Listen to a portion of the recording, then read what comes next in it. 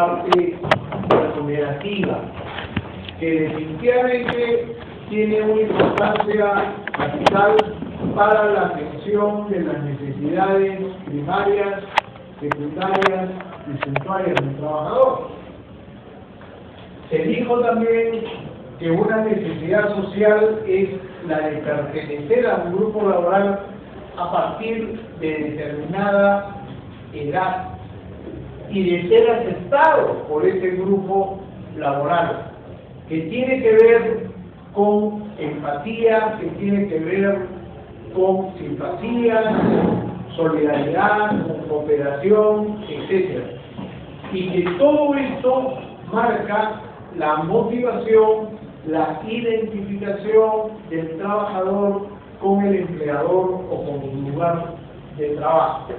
Hoy vamos a ocuparnos, hasta donde nos llegue el tiempo, sobre la gerencia de recursos humanos, o también llamada gerencia de personal. Ya les expresé que la denominación de gerencia de recursos humanos es un calco de otras latitudes que no corresponde exactamente, como lo dice claramente y lo fundamenta muy bien Miguel Alberto Chiavenato, que no corresponde al manejo de personal. Recursos humanos, ¿qué está significando? Alternativas, probabilidades, posibilidades, mecanismos de auxilio para un trabajo de humanos. Entonces, habría que preguntarse, ¿conoce usted alguna empresa, alguna persona jurídica que tiene por trabajadores a animales? A elefantes, a leones, a perros, a ratas. No. Definitivamente en un organismo social trabajan seres humanos, prestan sus servicios, seres humanos. Y el ser humano no es un recurso. No es un recurso ante una alternativa del empleador. El empleador puede requerir del trabajador acciones ilícitas, alternativas ilegales, alternativas inmorales, que le solucionen al empleador determinado problema o conflicto con el proveedor, con el cliente, con la SUNAT, con los inspectores del Ministerio de Trabajo, etc. Y no por eso su alternativa de recurso va a ser el trabajador a quien le diga, oye, habla tú con el inspector, lo sobornas para que este asunto de las planillas no salga a luz. Naturalmente, el trabajador tiene el legítimo derecho de decirle, no señor, busque otra persona, a mí usted no me va a encontrar como un recurso para ese tipo de acción. La persona, el ser humano, definitivamente no es un recurso. Y en la empresa, en un organismo social, no trabajan animales, sino seres humanos. Por consiguiente, es mucho más apropiado, mucho más justo denominar gerencia de personal, porque son personas las que trabajan en una empresa, en un organismo social, y la gerencia de personal sí se puede encargar de estas 12 funciones. Cuando esa empresa, esa institución, esa asociación, etcétera, cuenta con el número de trabajadores suficiente que justifique plenamente estas 12 labores. puntuales y específicas.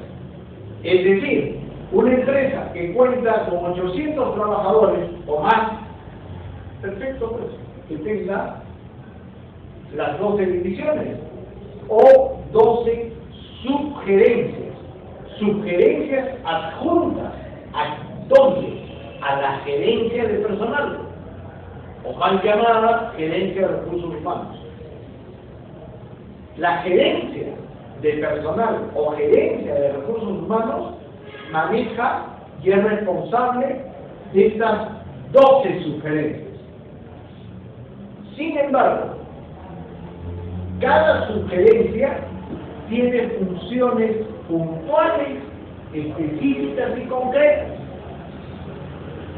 En una empresa que cuenta con 20 trabajadores, sería absurdo tener 12 divisiones o sugerencias. En una empresa que tiene 100 trabajadores, absurdo. Es más, pueden haber en esa gerencia de personal unas 3 o 4 personas que puedan cubrir alternativamente las 12 funciones, porque una microempresa con 10 o 20 trabajadores no se puede ni debe excluirse del manejo puntual de estas 12 funciones. Por ejemplo, extensión familiar. ¿Acaso porque la empresa tiene 10 trabajadores no va a poder convocar a la familia, a la esposa o a los hijos de estos 10 trabajadores para el Día de la Madre, para el Día del Padre, para Navidad o para el aniversario de la empresa? Por supuesto que puede convocarlos. Integrar a la familia del trabajador. ¿Acaso porque tiene 10 trabajadores no va a contar con un servicio médico para los efectos de la selección de personal y para los efectos de prevención de la salud de los trabajadores? Por supuesto que puede. Sin embargo, recreación, extensión familiar, departamento médico, asistencia social y seguridad industrial puede ser manejado por una sola persona. Pero en una empresa que tiene 500, 1000 o más trabajadores, es imposible. Es imposible, que mucho abarca, poco aprieta. Y en consecuencia, imagínate, Telefónica con 7.000 y pico de trabajadores, Banco de Crédito con 6.000 y pico, teniendo en su área de recursos humanos solamente 4 o 5 personas. Oye, ¿cómo puede manejar tremenda cantidad de trabajadores en sus diversas necesidades? Imposible. Entonces, este número de sugerencias individualizadas dependerá estrictamente del número de trabajadores, de la cantidad de personal que tenga la empresa, sin ser óbice para que, si son 10 o son 20, 1 o 3 personas puedan manejar el contexto general. ¿Para qué? Para tener contento al trabajador. Tan importante es la productividad del trabajador en una microempresa como en una macroempresa. En una empresa chiquita como en una empresa muy grande. Importante para el empleador que sea este trabajador productivo, ¿no es verdad? Y entonces, ¿cuáles son las funciones específicas? Yo me he permitido poner entre paréntesis los conceptos generales de cada sugerencia. Empleos. Ya hemos desarrollado ampliamente su función. Reclutamiento y selección de personas. Sola y únicamente banco de datos a disposición, al servicio de la empresa, no solo en lo que se refiere al local central. Imaginemos, banco de crédito, oficina central o principal, ubicada en La Molina, pero banco de crédito está aquí en Lince y está en varios distritos. El requerimiento de personal del banco de crédito en cualquiera de sus agencias, en cada departamento, debe ser cubierto por esta sugerencia de empleos. Solo reclutamiento y selección de personal. No tendrá que hacer absolutamente nada con las demás funciones. La oficina de Lince o de Jesús María requiere de inmediato un reemplazo porque uno de sus trabajadores, el cajero, el jefe de operaciones, etcétera, se enfermó o se accidentó. Correcto.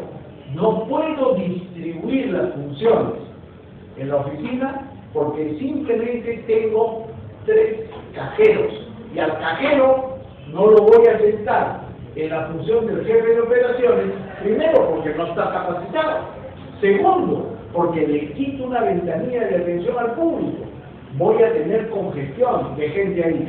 ¿Qué hago si la proyección de esta inasistencia es para 2 semanas o para un mes? En consecuencia, inmediatamente me comunico con la central, con empleos, y para que se disponga que uno de los servicios con los que trabaja el banco me ponga en el término de 2 horas a 3 personas para que sean inicialmente entrevistados por el administrador o gerente de esa agencia y posteriormente ese mismo día en la tarde al departamento central. ¿Para qué? Para que justamente cubra, ¿no es verdad?, la inasistencia del trabajador que por enfermedad o accidente ha faltado. Reclutamiento y selección de personal, entonces, empleos. Personal.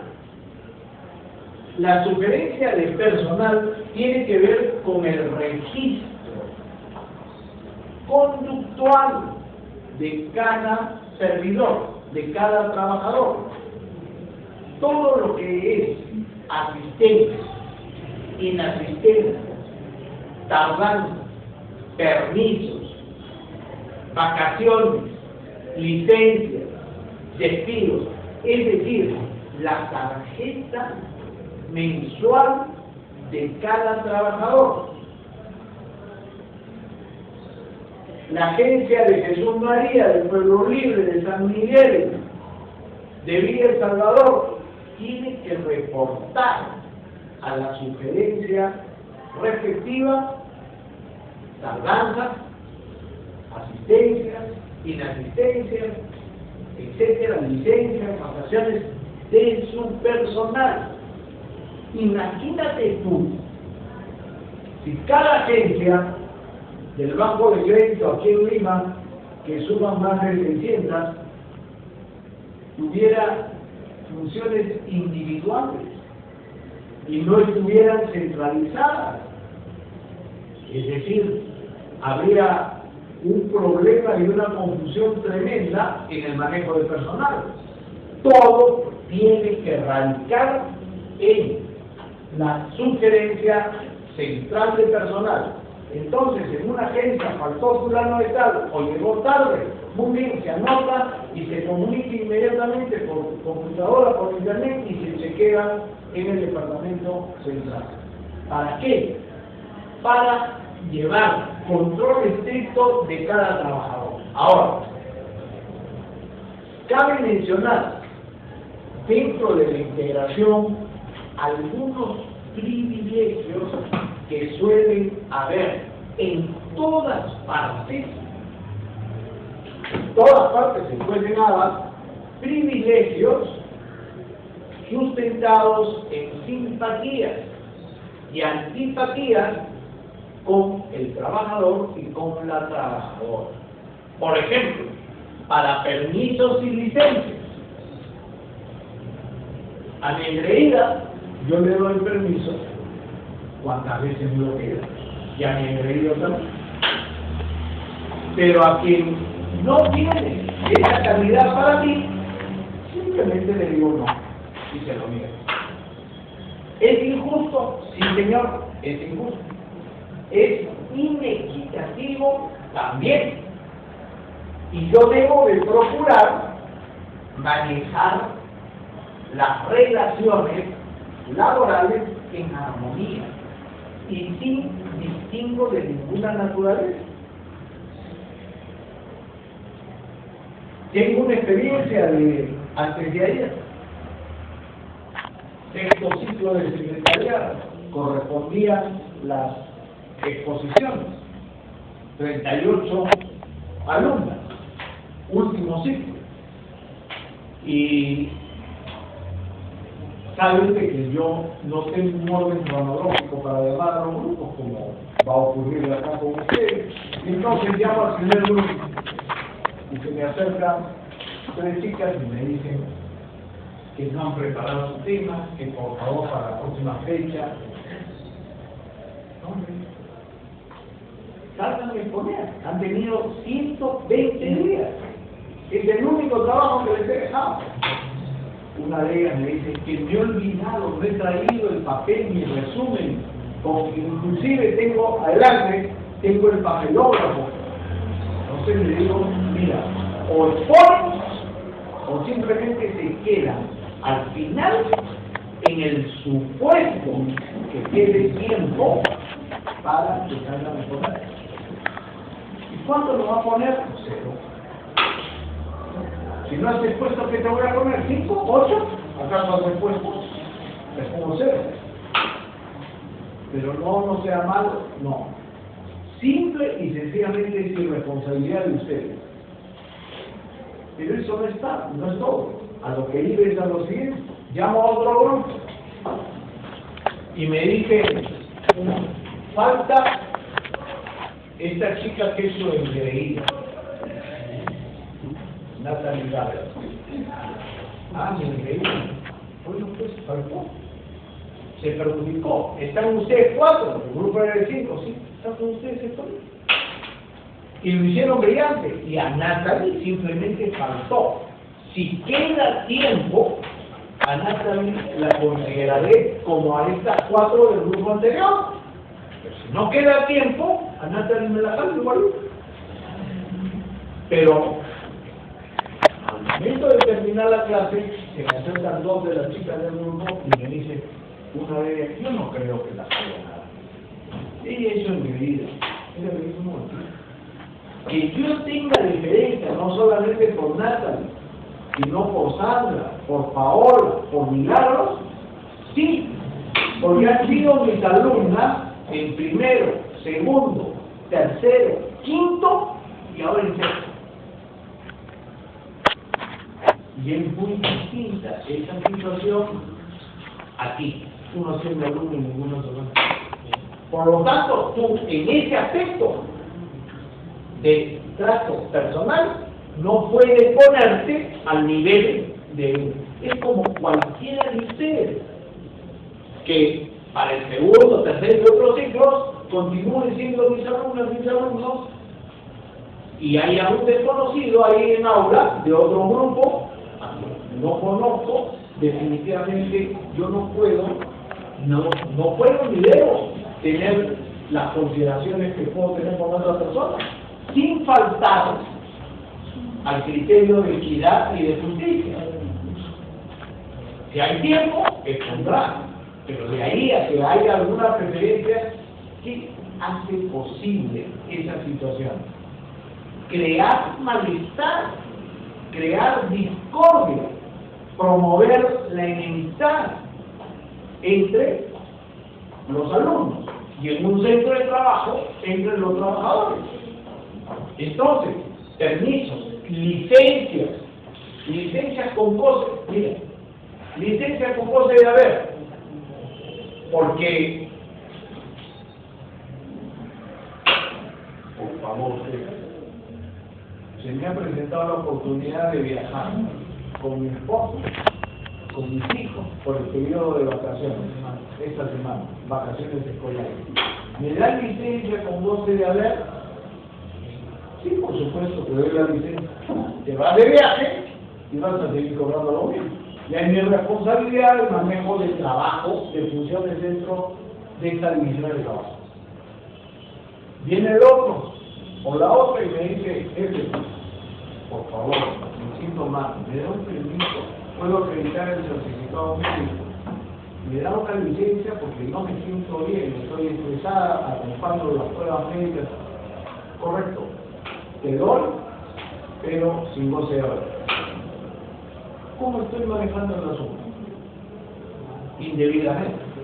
Entonces, exacto, si bien es absolutamente cierto que no todos somos iguales, porque cada quien tiene un nivel de inteligencia y de personalidad diferente y de extracción sociofamiliar, nuclear, distinta, pero yo no voy a tener óbice de esto para crear inocuidad, ¿verdad? Entonces, definitivamente, hay que entender bien ese aspecto. Igual, vacaciones. Las vacaciones se programan con una antelación mínima de 6 meses. Y algunas entidades y empresas lo hacen con una antelación de 1 año. Mes de octubre ya están cursando la circular al jefe de área para que en un mes se adjunte, noviembre o primeros días de diciembre, la relación de vacaciones del personal. Y entonces, si tú te apuntas para el mes de febrero, llegado el mes de febrero, tú no puedes decir, ni debes decir, señor, yo no quiero salir en febrero, ¿ya? Yo salgo en mayo, salgo en junio. No, porque está chocando con el otro que ya pidió vacaciones para esa fecha. Ahora, en áreas de trabajo donde hay 4, 5, 8 trabajadores, bueno, pues se puede flexibilizar este asunto con criterio, pero donde tienes 12 o 30, no puedes, simplemente, porque eso te obliga a redistribuir funciones, a buscar reemplazos. Hay empresas, las macroempresas, tienen personal volante, y ese personal volante que está capacitado y entrenado para cubrir puestos, se la pasa de mes en mes en secciones distintas o en funciones distintas dentro de una misma área, de acuerdo a lo que salen de vacaciones. ¿Por qué? Porque justamente la empresa,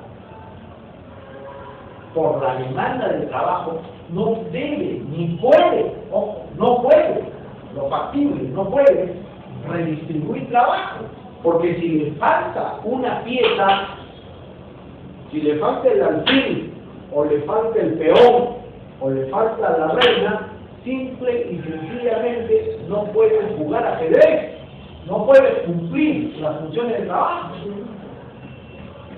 Entonces, por ese motivo, por esa razón, es que las vacaciones se programan. Ahora, en la programación de vacaciones hay trabajadores que siempre tienen un mes fijo para su salida de vacaciones, que generalmente coincide con las vacaciones de la esposa, con las vacaciones de los hijos, y se busca para esto enero y febrero, ¿no? Vacaciones escolares, y quieren salir. Bueno, por antigüedad lo decido. ¿Qué significa eso por antigüedad? Si me estás pidiendo durante 2, 3, 5 años consecutivos el mismo mes de febrero para tus vacaciones, ¿por qué te lo voy a negar al año siguiente? Hoy en día hay empresas que en determinado mes del año, generalmente en enero, los laboratorios, por ejemplo, cierran la planta. Muchas fábricas cierran la planta. Y eso está en el contrato de trabajo. Vale decir, al momento que tú firmas el contrato, ahí hay una actuación. El mes de enero, o de la quincena de enero a la quincena de febrero, todo el personal sale de vacaciones. Salvo casos estipulados por gerencia.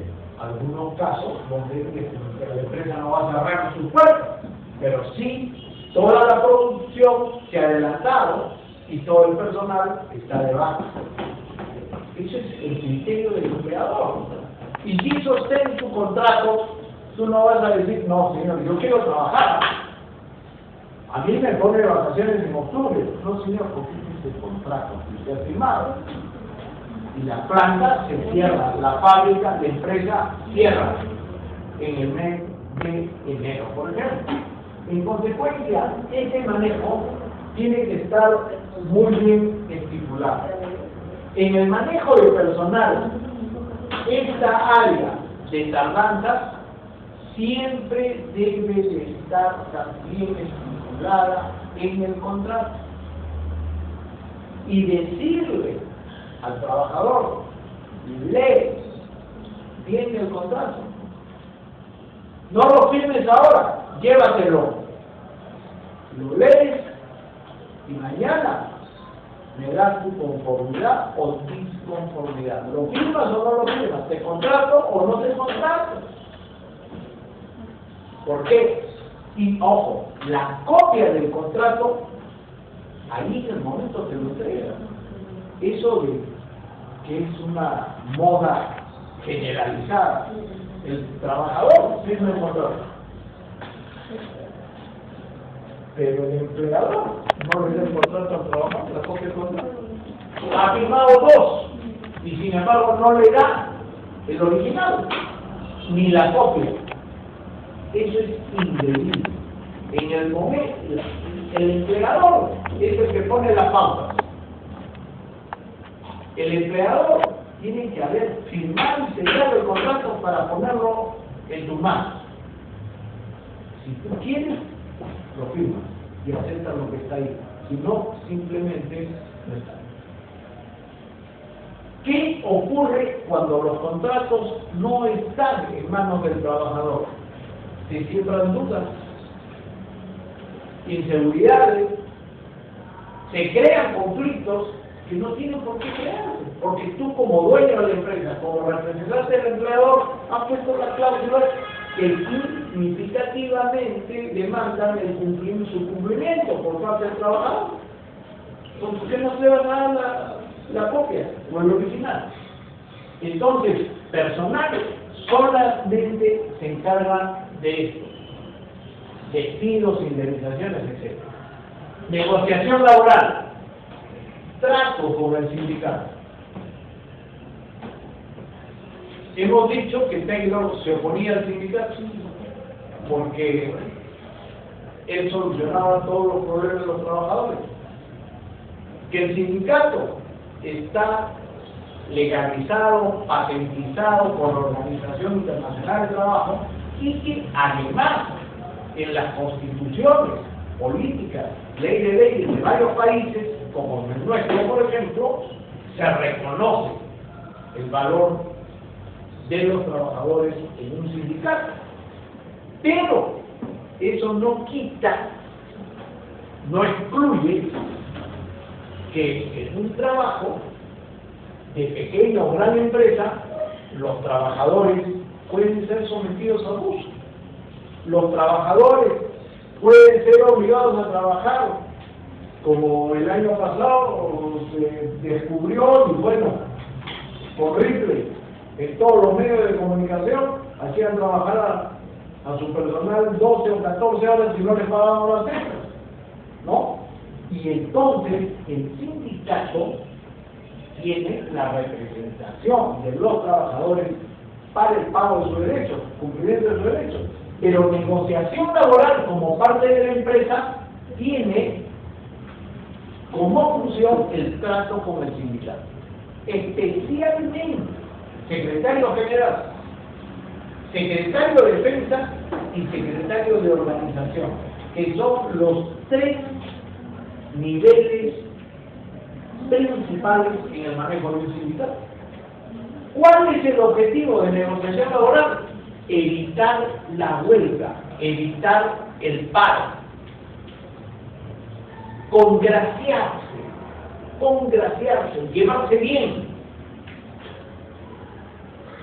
cultivar amistad con los dirigentes sindicales.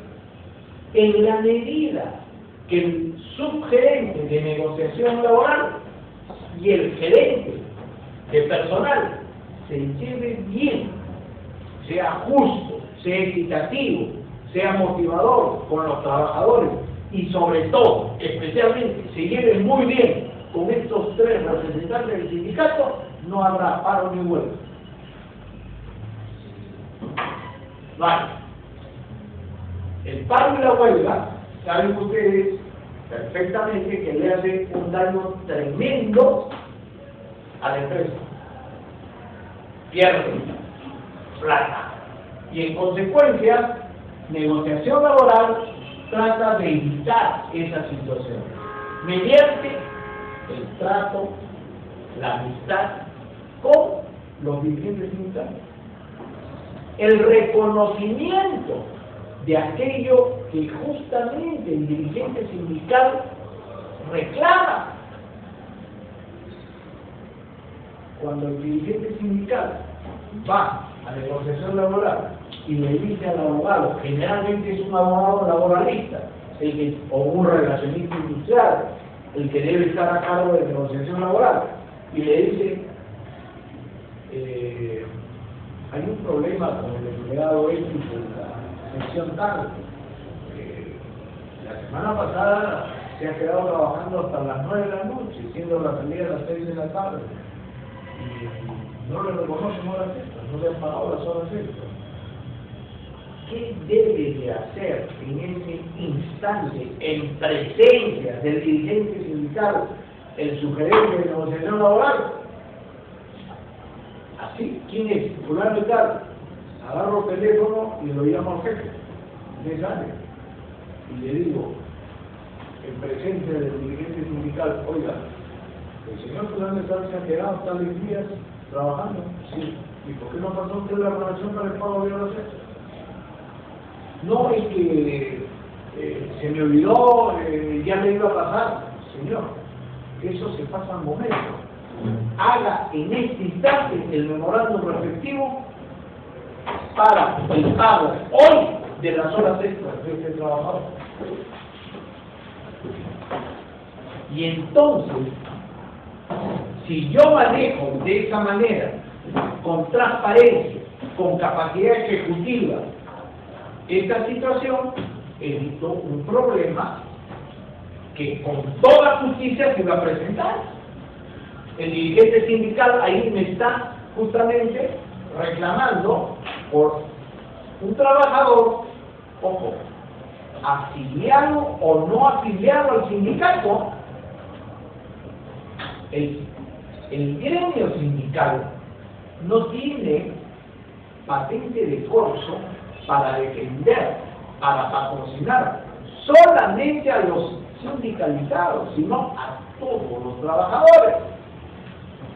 Y esto se ha distorsionado de tal manera en los sindicatos que cuando tú no eres sindicalizado, cuando tú no aportas al sindicato o a la federación, simple y sencillamente el sindicato hace oídos sordos y ojos ciegos a las injusticias que se cometen contigo, que el empleador comete contigo.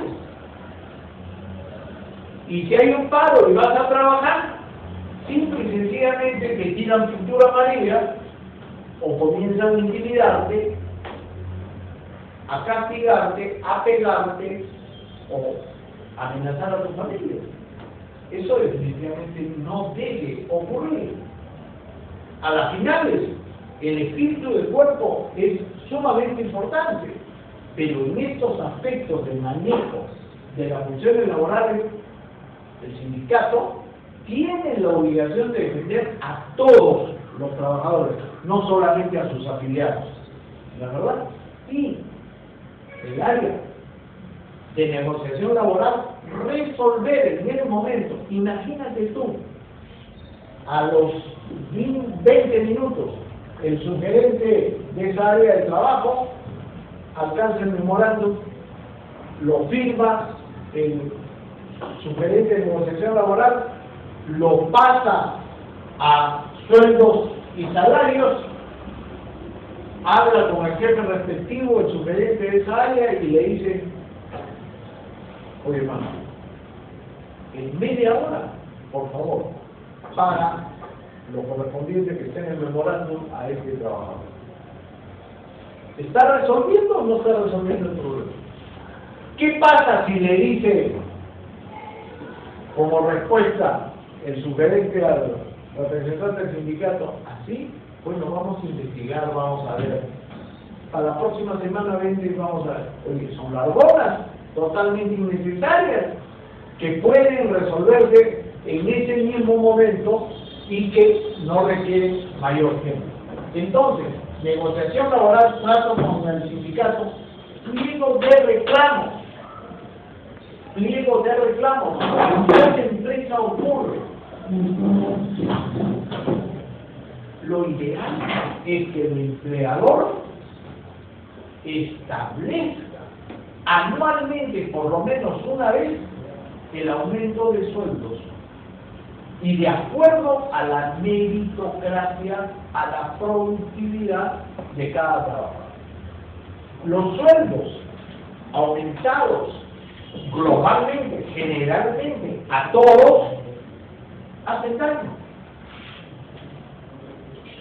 Felizmente, aquí ya se despertó en ese aspecto. Quiere ganar más, te aumento, pero trabaja mejor, cumple mejor, produce más y mejor, y te aumenta. Pero dar aumentos generalizados a todo el mundo igual es injusto. Vamos a partir de ese punto de vista, injusto. Porque el malo, el deficiente, el improductivo, el conflictivo, el negativo, se iguala con el eficiente, con el productivo y con el bueno. Si yo establezco discriminación en estos aumentos, definitivamente voy a promover productividad. A él le aumenté 500 soles, a ti nada, al otro 100. ¿Por qué? Por esto, porque él no tiene faltas, porque él produce al 95% y tú tienes tantas faltas, tantas tardanzas, y tu producción está evaluada por tu jefe en tanto menos. No eres igual. Simplemente no eres igual. En consecuencia, un buen manejo moderno, contemporáneo, va con el pliego de reclamos. El empleador no debe esperar que el sindicato le presente el pliego de reclamos. Y menos aún, ojo, menos aún, presentando el pliego de reclamos, encarpetarlo y guardarlo. Meses. ¿Por qué los problemas laborales de determinadas instituciones? Porque presenta más de 6 meses el pliego de reclamos y no está resuelto. Los bancos, alguna empresa, alguna persona jurídica puede tener más dinero que un banco. No. Yo he sido 19 años funcionario de un banco. Banco de la Industria de la Construcción. Y la Federación Bancaria, y he sido dirigente de la Federación Bancaria también. La Federación Bancaria presentaba su pliego de reclamos en abril o primero día de mayo. ¿Cuándo resolvía la Asociación de Bancos ese pliego de reclamos? Noviembre, octubre. ¿Qué justificaba para que se demore tanto? Que el pliego de reclamos llevaba la propuesta de un aumento, imagínate, de 100 soles. Y después de 3 meses, ¿no? Vale decir mayo, junio, julio, ¿no? Había una primera reunión de trato directo entre el empleador, la Asociación de Bancos y la Federación Bancaria, y los banqueros ofrecían 10 soles de aumento. Tú estabas pidiendo 100 y te ofrecían 10 soles. A la tercera o quinta reunión subían a 15 y ahí se plantaban. Entonces venía la presión del sindicato, los paros y la huelga. En esa época los bancos, para información de ustedes, pueden preguntarle a sus padres, a sus tíos, a sus abuelos, los bancos trabajaban de 8:30 de la mañana a 11:30 de la mañana, en horario de verano. Atención al público. Y atención al público en invierno hasta la 1 de la tarde. La salida del personal en todos los bancos en verano era 2:30 de la tarde. Nos íbamos fácilmente a la playa. Y en invierno, 4:30 de la tarde. Se cerraba el banco y adiós, de lunes a viernes. Hoy los bancos te atienden hasta las 9 de la noche y tienen los cajeros a disposición las 24 horas del día. Y tienes personal que te trabaja en los 2 turnos, ¿no? De 8 de la mañana a 2 de la tarde, y el otro entra a esa hora hasta las 8 de la noche. O si no, se queda, pero por reconocimiento de la sociedad. ¿Qué quiero entonces explicar? Que los empleadores, tan pronto se les presente el pliego de reclamos, bueno, pues darle una largona de 1 mes, ya. Pero el mes del Estado solo. ¿Por qué esperar que el trabajador te haga un paro, te haga una huelga? La huelga más grande que ha tenido, así como la huelga del SUTEP, en esta oportunidad, más de 1 mes, fue la huelga de bancos. 3 semanas consecutivas sin atención al público. Todos los bancos cerrados, cuando la Federación Bancaria era la Federación Bancaria, o de los sí, sindicalmente. Con Fujimori se acabó la cuestión, porque hubo una poda total en combinación con la Asociación de Bancos. Todas las diligencias salieron y definitivamente eso quedó reducido a nada. Pero, como quedaría reducido a nada ahora el SUTEP, si tomaran realmente acciones que se deben tomar. Oye, si te contrata el Estado como servidor público, y un servidor público es un educador, es un maestro del Colegio Nacional, tú no puedes darte el lujo de parar 70 días, ¿no es verdad?, y recibir. El Estado te pone puntualmente tu sueldo y tu gratificación, y solamente te amenaza con el descuento, con el despido, y después sale la ministra a decir que legalmente no pueden hacer nada por las disposiciones y las normas que están ahí. Están encajonando a un trabajador de empresa privada. Dime, ¿le permitirían eso? Nunca. Entonces, el pliego de reclamos debe resolverse rápidamente. ¿Qué hacía el Ministerio de Trabajo con la Asociación de Bancos y con la Federación Bancaria? Cuando se rompía el trato directo, los reunía aquí en la avenida San Verde y le decía a los representantes de la banca y de la Federación Bancaria: de aquí no salen. Y no salían. 3 días, 4 días, hasta que resuelvan el pliego. Me dan el informe, lo firmo y quedó terminado. ¿Qué razón hay para que el empleador tenga que esperar esa presión del Estado? Ninguna. cuando ellos tienen la sartén por el mango y pueden tranquilamente manejar con habilidad, inteligencia y facilidad este asunto. Comunicaciones, 4. El área de comunicaciones adjunta a la sugerencia de personal tiene que ver con todos los comunicados, reglamentos, normas, procedimientos, etcétera, que atañen al personal. Sola y únicamente manejo interno. Y en manejo interno, en público interno, están accionistas y trabajadores. ¿Cuántas empresas tienen accionistas que no están laborando dentro de la empresa? ¿Cuántas empresas tienen un director gerente? Director por ser accionista, gerente por trabajar dentro de la empresa. En consecuencia, comunicaciones se encargan de ese flujo interno. Modificación de horario de refrigerio, avisos diversos sobre funciones, recreación, extensión familiar,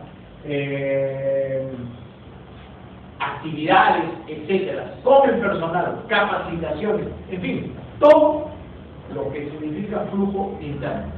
Sin embargo, comunicaciones debe coordinar con la gerencia de relaciones públicas cuando hay comunicados que van a salir en los medios de comunicación. Imagínate, esta empresa minera de la Oroya Don Rafa,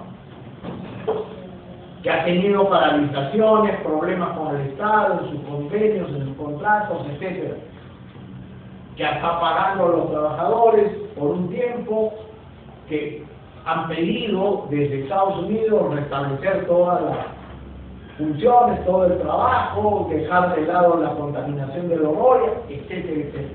Pero la empresa paró, no trabajaba. Los comunicados en el comercio y en otros medios periodísticos salían una vez por semana, firmados por la gerencia general o la gerencia de recursos humanos, lo que atañe a los trabajadores. Pero un comunicado de una empresa que sale hacia la opinión pública debe ser también rubricado por la gerencia de relaciones públicas. Es decir, de común acuerdo, comunicación del área de personal con la gerencia de relaciones públicas elaboran el comunicado y lo suscriben ambos, porque ese comunicado va a salir en el comercio, se va a leer en televisión, en unas estaciones de radio, en otros medios de comunicación, y relaciones públicas es la gerencia que maneja las coordinaciones de la empresa con el público interno y con el público externo. Y al hablar del público externo, fuera de la empresa están proveedores, distribuidores, consumidores, gobierno local, gobierno central, etc. Periodismo. En consecuencia, necesariamente debe de coordinar con la gerencia de relaciones públicas. Capacitación, entrenamiento y perfeccionamiento del trabajador, solventado por la empresa, es lo ideal. Que a ti te llamen y te digan, oiga usted, quisiéramos que siga usted esta capacitación en Senati, en IPAE, en la Universidad tal o cual. Matricúlese. El costo es barato, $1,200. Señor, no puedo. No tengo. Mi presupuesto es exacto, no puedo. Quisiera, pero no puedo, no tengo recursos. Ahora, ¿por qué te propone a ti la empresa y te distingue de toda la mancha de trabajadores de esta división de trabajo, donde tú trabajas con 8 o con 62. Área de informática, hay 27. Tú eres uno de los 27. Y a ti te están proponiendo eso. Porque a la empresa le interesa y le importa que tú y no otro vaya a eso. En consecuencia, a esa capacitación se debe de pagar o de solventar la empresa. Ya les dije, la ley 29948, que rige desde el año pasado, norma la capacitación generalizada, sin privilegios como antes había para el engreído o la engreída, ahora para cualquier trabajador. Pero ¿qué procura la capacitación? Perfeccionamiento del trabajador. ¿Para qué? Para que produzca más y mejor. Y de esta manera la empresa gane más también. ¿De acuerdo? Y ese ganar más de la empresa también le conviene al trabajador, porque lo que va a recibir por utilidades es mayor cantidad de dinero. En consecuencia, cursos, seminarios, talleres, etc. Seguridad industrial, prevención de accidentes de trabajo. Prevención de accidentes de trabajo. ¿En qué áreas? Bueno, tal vez una vez al año salen informaciones de un trabajador en una panadería o en una fábrica que por negligencia o por no tener los implementos de seguridad se le voló el brazo, la máquina le cortó la mano, etc. Correcto. Pero en construcción civil, por ejemplo, es de todos los días. Y en lo que va del año, van 14 trabajadores fallecidos. Sea porque se desplomó la pared cuando estaban haciendo zanja, sea porque el andamio se cayó, porque no tuvo los medios de protección del caso. Y esa es culpa, esa es responsabilidad del empleador. Te cuesta más, te desprestigia más un accidente de trabajo. Si tú tomas las previsiones al respecto, prevés accidentes de trabajo que van a salir en los medios de comunicación. Ahora, ¿qué pasa en construcción civil? Asistencia de implementación.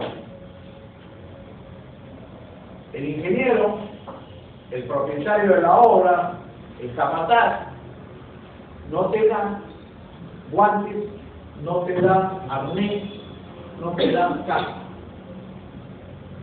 Entonces, no pasa nada, son 5 pisos. Y resulta de que ahí nomás perdiste el equilibrio, te caes y te mueres.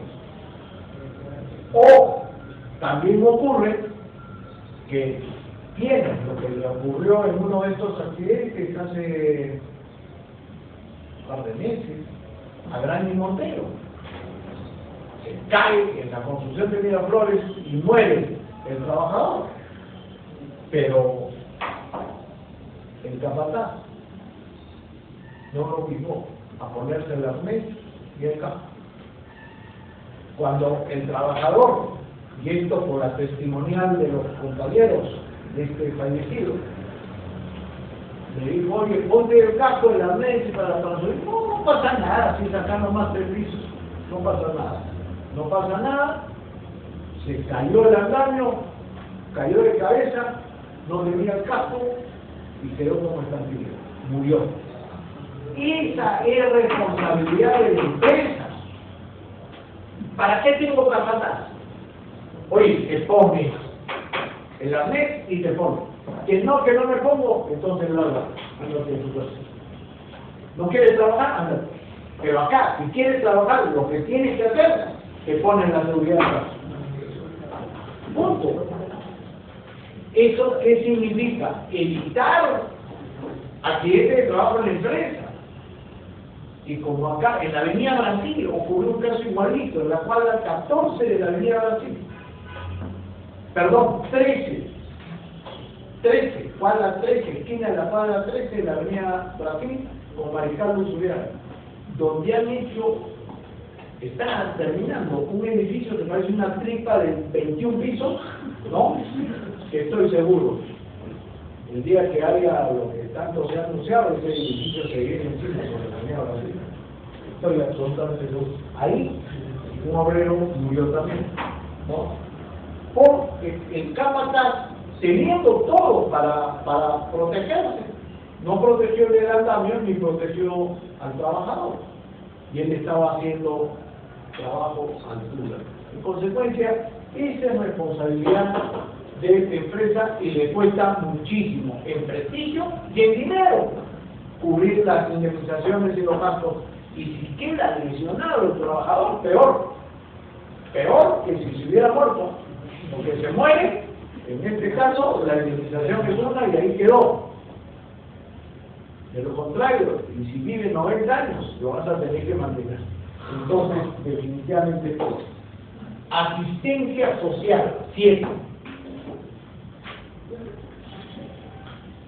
Esta sugerencia es una de las más importantes en el manejo de personal.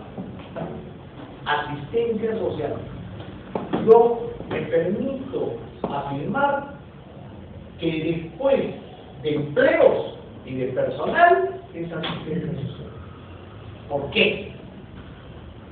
Porque asistencia social tiene la función de resolver, ojo, no escuchar, no conversar, no atender, no ayudar, resolver los diversos problemas extralaborales que tiene el trabajador.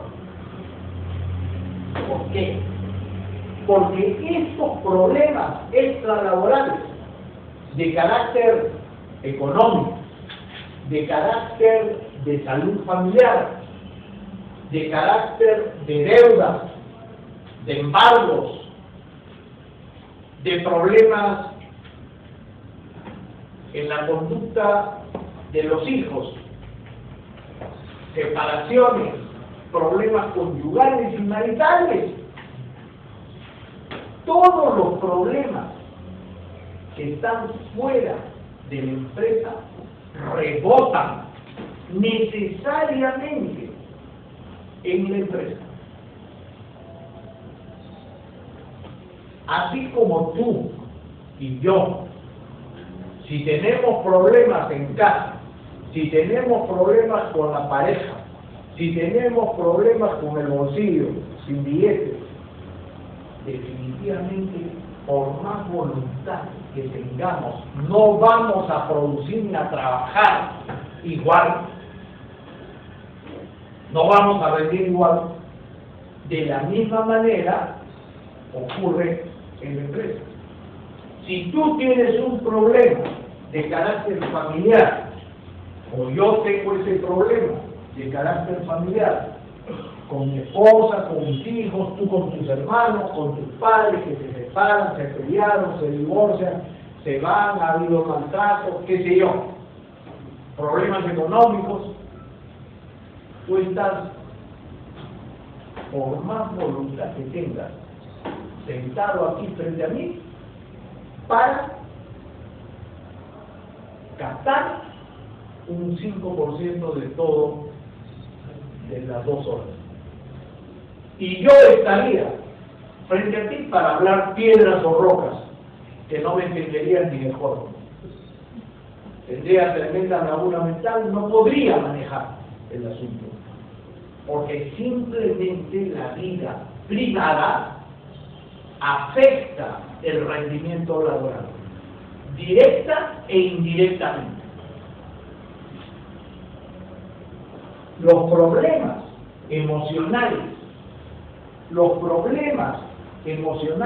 afectivos, los problemas donde se involucra cariño, amor, enamoramiento, definitivamente afectan muchísimo más el sistema de atención de la persona, porque está pensando en ella o en él y en